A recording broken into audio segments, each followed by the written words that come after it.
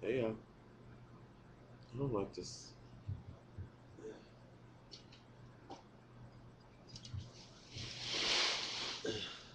Does that make it better? Kinda. Yeah. Sorta. No. Maybe.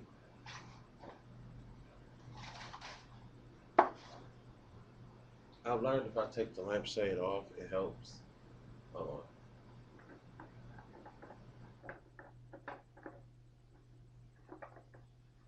Not to mention, yesterday I was in my room and the Love on Top came on my iPod, and I was like, I need a motherfucking mic stand. So this lampshade, this lamp was my microphone. I fucked this room up, but maybe if I put it in front of me, better, much better. Oh, that's real good. Oh, love it. Okay. Hey, y'all.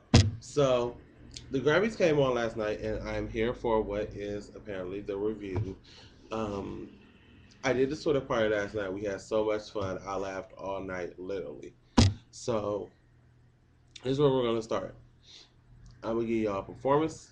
I'm going to talk about the performances, the awards, and then I'm going to talk about best dress and stuff in that nature and a little sideline stuff, okay? I'm gonna try not to make this video more than 10 minutes. I promise, because I'm on the. It's a special occasion. I have to do more than 5 minutes. So here we go. Performances. First performance of the night was Bruce Springsteen. I'm here to tell y'all most of them performances I'm not gonna talk about because I have no interest in talking about them. So don't be mad. Y'all know I love all types of music, but some of that shit I did not know. And I was just like, you know what? I'm not gonna talk about it. But the stuff I did know, Bruno Mars performed "My Song Run Away," and he was jamming. He was James Browning, moving his feet real fast. All that, good performance. Chris Brown performance. He was the second person of relevancy that performed. When I let me first start by saying I like Chris Brown. I do, contrary to what everybody might think. I'm a fan of Chris Brown's music. Some of it. However, this performance is like when I say it just seems like I've seen this before. It's kind of like every time I see him, he's jumping around on some little like platform type thing and he's lip singing. So it's like it's the same performance.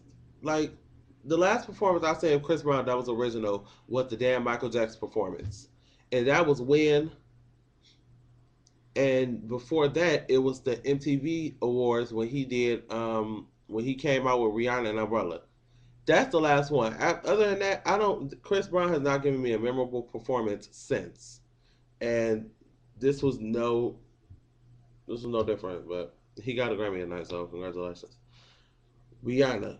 Re fucking Anna. Let me tell you, I have to do a sideline about Rihanna, and let me just talk about her performance. Her performance was legendary, slaying my life.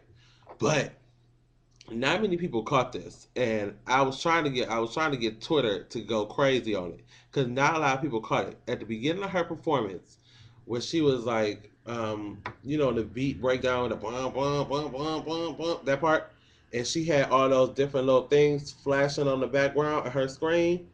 It said jealousy, envy, stuff like that. Shade. Did y'all see Chris' name flash across that screen? If you didn't get on, I'm sure somebody else spied it and put it on YouTube and like slowed it down. Chris' name flashed on that screen with behind her dancing. I was like, ooh, Rihanna. See, that's why I love Rihanna because she just don't give a fuck about stuff. She doesn't. She just does whatever the fuck she wants to. She wants to put. I'm surprised she didn't put his old boy or his old girlfriend's name on the screen. Now that would have been funny. But I loved her performance. I liked her little song with Coldplay too. Taylor Swift. I am just over Taylor Swift and her sad, sappy songs about how Kanye West did her wrong. And I don't care what nobody say. That song she wrote, that mean song, is about Kanye West. And she might have covered it up and said it was about a couple of ex boyfriends or something like that because that's what we used to by any music by Taylor Swift is always about how some ex boyfriend did her wrong. And I'm like, how many fucking ex boyfriends did you have? Because you wrote the whole 2 albums off of straight fucking ex boyfriends doing you wrong. I need to know. I think she did 2 albums, 2 or 3 albums on. I've been dead wrong by my boyfriend. I just can't with her anymore. It was a nice little performance on her and her little banjo or whatever the instrument was. Katy Perry killed that performance. I didn't know. First of all, I didn't know that was her. She had me fooled, but I was wondering like, why won't they close up to like bring the camera up closer to her? So that's why I knew something was fishy then. But when she was in that box, I was like, how the fuck she get up there that fast? Then I was like, oh, I couldn't have been her then. But that performance was nice, and I liked that new song. And that song was about Russell Brand. I know it. It was about him. It was about him, and I'm so glad she did that. I love when people get like a divorce or like a breakup, and then they come out and just start doing outlandish shit. That's why. That's why her and Rihanna friends. Rihanna probably told her to do that shit. I bet. Um, by this point of the show, I was asleep. Okay, I was sitting at my computer really like this. I was in Twitter jail. Was I in Twitter jail doing this part? Yeah, I was in Twitter jail. I'm over here like typing on my other account like bored.com, sleep.org, dreaming.gov. And I was like so bored. Then Adele got on the stage and saved the fucking show with her rolling ass. I fucking love Adele. After last night, I have such a new respect for Adele. I might even go by 21. Well, I got some of the songs on my iTunes, but I might just complete the fucking album because she rolled in that fucking deep. She missed that note, that one note. But other than that, she fucking killed that song, and I was so happy for Adele because she deserves it. She's a very good artist, and she's so sweet and humble and cute. It was so cute when she cried when she won the last award. It was so cute. I was like, oh Adele. Okay, final performance of the night, and you know I had to go here. Nicki Minaj. You guys know I like Nicki Minaj. I really do. I'm I like Nicki Minaj for a couple of reasons. Nicki Minaj used used to be she used to be one of my favorite, like my top art, like Pink Friday slays my life. Like I think I still have that CD. Oh, wrong desk. It's on that desk over there. But Nicki Minaj was like she was like great. Like back when Nicki Minaj was doing features and shit, Nicki Minaj cannot be touched by nobody. I loved her. I still like her. That love is gone, but I still like her. And after last night, I was like, you just pushed life down to like, shit. I'm not too fond of you, but you all right. Her performance was of some new song. I'll give it. I like the song. I do like the song. I'll give her that. But the performance itself, I will say this: I was entertained as fuck. Nicki Minaj can entertain the fuck out of Panda Bear. I swear she can. She can make a panda bear want to like sit and watch her. But the the whole aspect of the performance, I just think the performance was like a reduction, need I say? Because I'm not one to sit and compare artists because I don't like to do that, especially when they're in two different genres, as this one is. But when the blatant similarities are this like apparent, you can't even like neglect the fact if you seen Lady Gaga's 2009 VMA performance, you had to. There's no way possible around you comparing that to what you seen last night from Nicki Minaj. From the whole church background to the whole being elevated up at the end and like hanging there, it's just like I was entertained though. If that was her point of entertain, I was entertained. You did it. You definitely did it. I just think it was just reduced. I don't know what to say. I'm trying to show a little bit of class and morals because I just meant I'll put that down there. I'll put that in the other news things. Okay, Nikki, I'm gonna have to talk more about her. And this video is not gonna be under 10 minutes. I'm sorry, y'all. This is gonna be one that once. It's like 15 minutes, like my whole videos used to be. Okay, so here's the awards. This is how the awards were given out. Um, just so y'all know, Adele has tied the highest Grammy award wins in one night with Beyonce. And I know the Beyonce stance was pissed. Like I don't know why. Adele 21 is a great album apparently, and she been rolling in deep for the past 3 years, and that shit still comes on the radio faithfully. So I don't understand why it's like I don't. Sometimes the stands confuse me because I just don't understand why it's like a bad thing that somebody is. It's like you're upset with her success just because Beyonce did it. I don't get it. Like why can't we congratulate her? Because clearly if anything, this should be Beyonce's motivation. Like, oh, you gonna tie my shit? Oh, it's okay. This next album, I'm going for 7, and she should. And if she does, I'll be here to talk about it. Like, go Beyonce. But until then, I have to congratulate Adele on tying it. So, congratulations, Adele. No shit. Best pop solo, Adele. Best rap song, Otis, which I was very surprised that they won. I was very surprised that Otis won. No, it wasn't. Was that the one I was surprised about? That's not the one I was surprised about. I was surprised about the R&B. That's what I was surprised about. Best rock song, Foo Fighters. Best R&B was Chris Brown. That's the one I was surprised about. Because usually, let me tell you something, the Academy don't usually get a little color boys second chances on nothing. So when they gave Chris Brown that Grammy, I was like, really? That's a chance for all of us. So congratulations, Chris. Song of the year went to Rolling in the Deep. Best new artist went to I forgot who that was. Some random person. I was mad at that one because if the band Perry didn't win, I wanted Nicki Minaj to win. And when they brought that random ass man up on the stage, I was like, who the fuck is that? I ain't heard his shit. And clearly I listened to the band Perry, so I know some type of music that's out of my regular genre of music I listen to. So I was like, who the fuck is he? So yeah. Record of the year and album of the year went to Adele. And though the album of the year is the one that put her at that 6 limit to top of Beyonce. So, other stuff. I need to talk about Rihanna. I have to talk about Rihanna and her again. Oh, best dress. Let's do best dress and worst dress.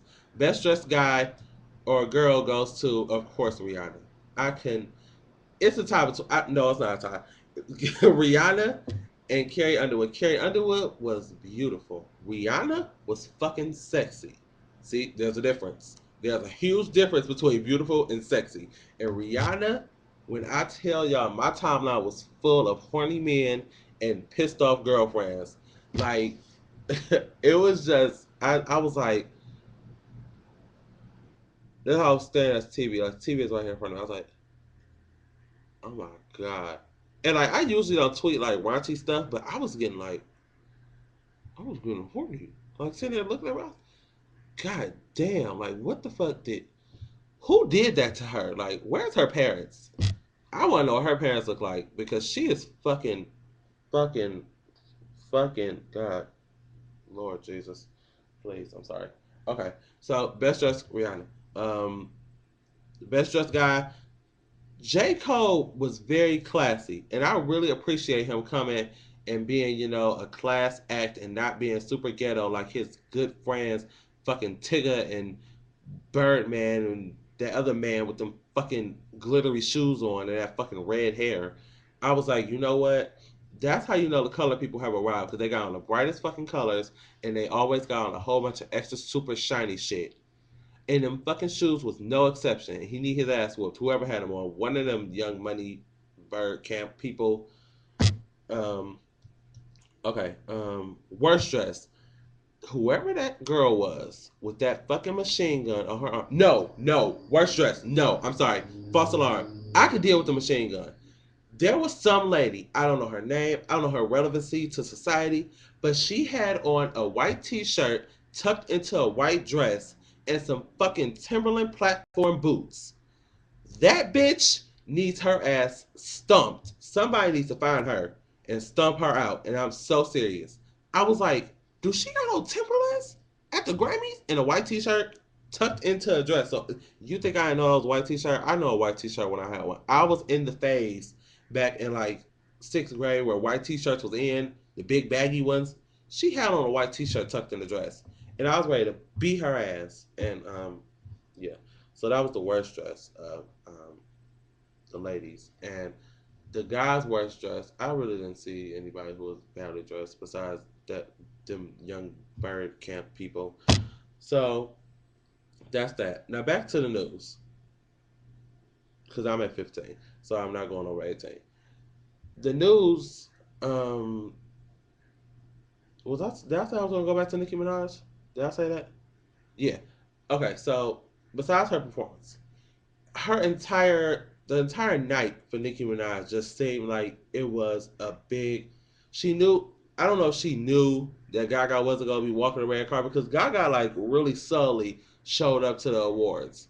She didn't like come in on no eggs. She didn't land on no rocket ship. She didn't like had no magician just poof her in her seat. She just showed up. She was still gaga up with the little fishnet mask and everything, and she was still gaga, but she didn't like walk the red carpet and nothing. So I believe, and I don't know if anybody else believes this, I believe Nicki Minaj took this as her opportunity to do a gaga stunt, and when she came, she got out the limo with the damn Pope, which the Catholics is gonna go ham on your ass today. Just so you know, pre-warning. You and Team Minaj, get ready. Cause somebody gonna be burning the cross outside your house. But the Catholics don't play. The Catholics are serious. Them and Baptists, do not mess with them. But yeah. Um so yeah. She was just like it just seemed like she was like, okay, I know Gaga ain't gonna be here, so I gotta do something like crazy, outlandish.